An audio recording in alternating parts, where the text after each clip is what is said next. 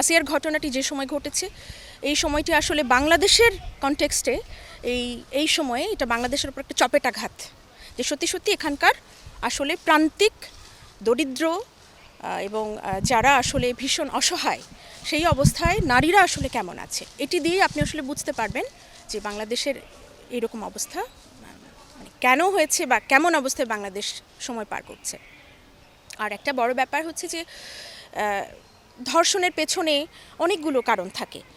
আপনি যদি মনস্তত্ত্ব দেখেন, ধর্ষণের মনস্তত্ত্ব, সেক্ষেত্রে শুধুমাত্র যৌন অবদমনই কিন্তু নয়।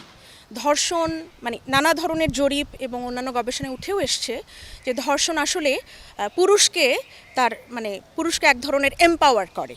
সে মনে করে যে সে এর ভেতর দিয়ে নারীর প্রতি, নারীর শরীরের ওপর সে একটা অধিকার প্রতিষ্ঠা করছে এবং এর ভেতর দিয়ে সে আসলে তার ইগোকে ফিড করে। টক্সিক ম্যাসকিউলিনিটির যে ইগো, সেইটা আসলে ফেড হয় এই ধরনের ঘটনার ভেতর দিয়ে।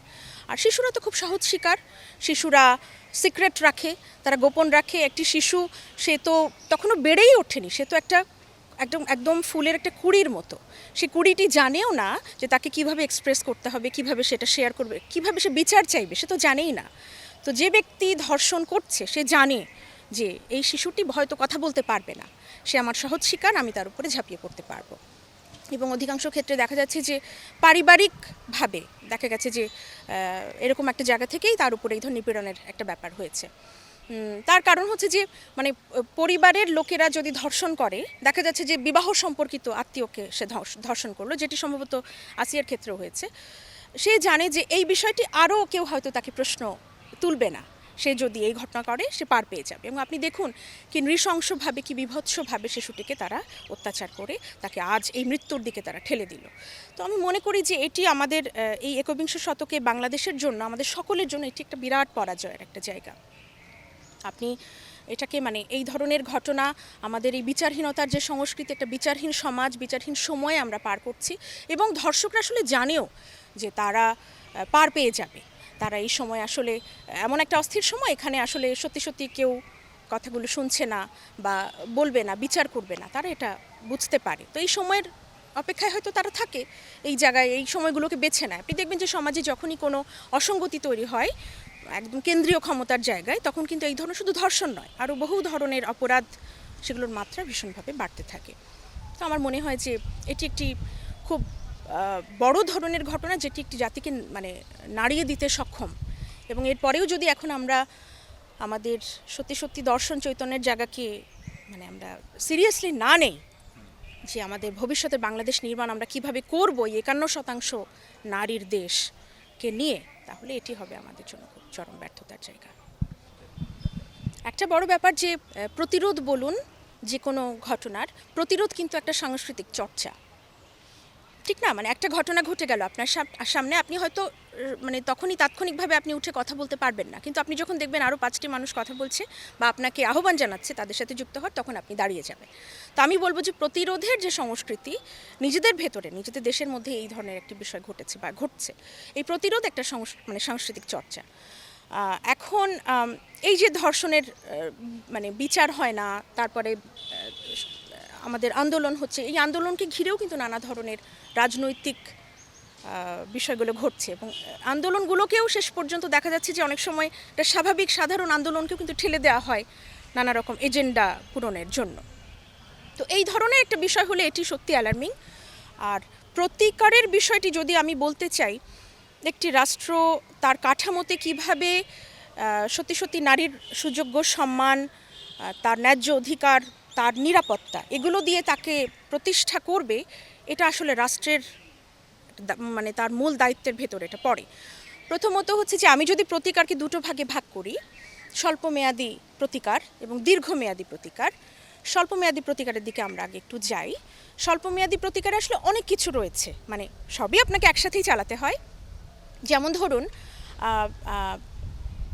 খুব পরিষ্কার করে বলতে গেলে, যখন একটা অপরাধ সংঘটিত হয় ধর্ষণের মতো, তখনই সেখানে কি প্রয়োজন, সেটার একেবারে খুব দ্রুত বিচার দরকার, হ্যাঁ, দ্রুত তদন্ত দরকার। তারপরে দ্বিতীয়ত আমরা যদি বলি, সেটার একটা দৃষ্টান্তমূলক শাস্তি দেওয়া দরকার। এবং এমনও যদি হয় যে দৃষ্টান্তমূলক শাস্তি দেওয়ার ক্ষেত্রে এরকম একটা টেকনিকও ব্যবহার করে যেতে পারে, পুরাতন যে সমস্ত ধর্ষণের ঘটনাগুলি ঘটেছে বা নিপীড়নের যে ঘটনাগুলি ঘটেছে সেগুলি নতুন করে সেই কেসগুলি তোলা এবং সেই কেসগুলির যেখানে সুষ্ঠু তদন্ত অতীতে হয়নি সেই তদন্তের ব্যবস্থাগুলি করা, এটা হতে পারে। তারপরে সরকার, এখন তো আমরা একটা অন্তর্বর্তীকালীন সরকারের এই সময় রয়েছি, সেখানে সরকারের তরফ থেকে আমি মনে করি খুব প্রাথমিক কিছু উদ্যোগ নেওয়া যেতে পারে। যেমন ধরুন প্রতিটি, বিশেষ করে ফিল্ডে, ঢাকার বাইরে আমরা সহজে ভাবতে চাই না, কিন্তু ঢাকার বাইরে যত ধরনের পুলিশ স্টেশন রয়েছে বা যারা দায়িত্বপ্রাপ্ত যে সমস্ত কর্মকর্তা রয়েছেন তাদের প্রতি সরকারের একটা জরুরি অবস্থার নির্দেশনা আসতে পারে যে এই ধরনের ঘটনা ঘটলেই আপনারা সর্বোচ্চ গুরুত্ব দিয়ে সেটাকে দেখবেন। সরকারের তরফ থেকে সাধারণ মানুষের সাথে কথা বলে একটা প্রাথমিকভাবে একটা নেটওয়ার্ক তৈরি করা যেতে পারে, মনিটরিং সেল তৈরি করা যেতে পারে। আপনি দেখবেন অনেক সময় যখন ধর্ষিতা, আমাদের এই বঙ্গীয় মাটিতে কিন্তু সূচি অসুচির একটা সমস্যা আছে। যখন কোনো নারী ধর্ষিতা হন উনি খুব দ্রুত চেষ্টা করেন তার শরীরের আলামতগুলি পরিষ্কার করে ফেলতে। তখন কি হয়, তাৎক্ষণিকভাবে না গেলে উনি যখন পরে পুলিশ স্টেশনে যান তখন কিন্তু দেখা যায় যে ওই আলামতগুলি আর পাওয়া যাচ্ছে না, যার কারণে তদন্ত তখন তার মেরিট হারায়, মামলাও মেরিট হারায়। তো এই ধরনের সমস্যাগুলোকে কীভাবে সমাধান করা যেতে পারে, স্টেক হোল্ডারদের সাথে কথা বলতে হবে, যারা এই বিষয়গুলো নিয়ে কাজ করছেন, নানা ধরনের প্রতিষ্ঠান রয়েছে, তাদের সাথে কথা বলে আমরা কি করতে পারি এরকম একটা জায়গায় আমাদেরকে আসতে হবে। তো আমি মনিটরিং সেলের কথা বলছিলাম যে এখানে একটা ঘটনা যখন ঘটে, সেই ঘটনা কেন ঘটেছে, এক্স্যাক্টলি কখন ঘটেছে, ধর্ষিতা যিনি আছেন তিনি প্রাথমিকভাবে তার সাহায্য, শারীরিক সাহায্য, সুবিধা, এইড, একদম ফার্স্ট এইড যেটা আমরা বলছি, এগুলো উনি পাচ্ছেন কি না, তারপরে ওনার তথ্য, ওনার ঘটনাটা একদম তাৎক্ষণিকভাবে নথিবদ্ধ করা এবং এটি নির্দিষ্ট জায়গায় পৌঁছে দেওয়া। তো এই ধরনের মনিটরিং সেল এগুলো করা যেতে পারে। তো আমি বলতে চাই যে এখন হঠাৎ করে বেড়ে যাওয়ায় বাংলাদেশে নারীর উপর নিপীড়নের যে পরিস্থিতি তৈরি হয়েছে এটি একটি জরুরি অবস্থা। এই জরুরি অবস্থার মতো করেই কিন্তু সিদ্ধান্তগুলি নিতে হবে। এটা হচ্ছে আমার কাছে একটা খুব স্বল্প মেয়াদি, মানে একদম একটা ঘটনা ঘটে যাওয়ার পর প্রাথমিকভাবে আমার কী করণীয় এটাই আমার মাথায় আসছে এই মুহূর্তে। আর দীর্ঘমেয়াদী ব্যাপার যেটি আমি বললাম সেটি হচ্ছে যে রাষ্ট্রকে ডিসিশন নিতে হবে যে সে একটি নারী বান্ধব রাষ্ট্র সে তৈরি করবে কিনা, এটা তার সিদ্ধান্তের উপরে আসলে অনেকখানি নির্ভরশীল, এক নাম্বার। তার জন্য এখন দেখুন মানুষ তার মনকে কিভাবে পরিবর্তন করবে, নারীর শরীরে পর্দা করার কথা বলছে কিন্তু চোখের পর্দা আমি পুরুষকে করতে বলবো কিনা সেটা নিয়ে আমি কম ভাবছি বা ভাবছি না, এরকম হলে আসলে পরিস্থিতিটা অন্য জায়গায় চলে যাবে। তো রাষ্ট্রকে মানে তাকে ঠিক করতে হবে যে আমি আমার রাষ্ট্রকে নারী বান্ধব করবো কিনা, এটা একটা প্রাথমিক ব্যাপার। আরেকটা ব্যাপার যেটা খুব জরুরি সেটা হচ্ছে যে আপনি দেখবেন আমাদের প্রাথমিক শিক্ষা কোনো মরাল এডুকেশন নাই এবং অনেক সময় দেখা যায় যে আমাদের রিলিজিয়াস যেসব স্টাডিজ রয়েছে সেখানেই কিন্তু আমাদের মরাল এডুকেশনের যা কিছু যৎসামান্য যতটুকু কথা বলা যায় সেখানেই এগুলি ইনক্লুডেড।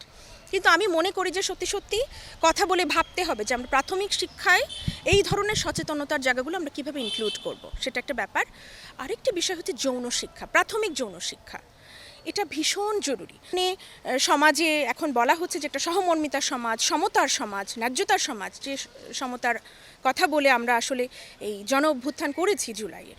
তো আমার মনে হয় যে এরপরে তো আসলে অপেক্ষা করার আর কিছু নাই আমাদের।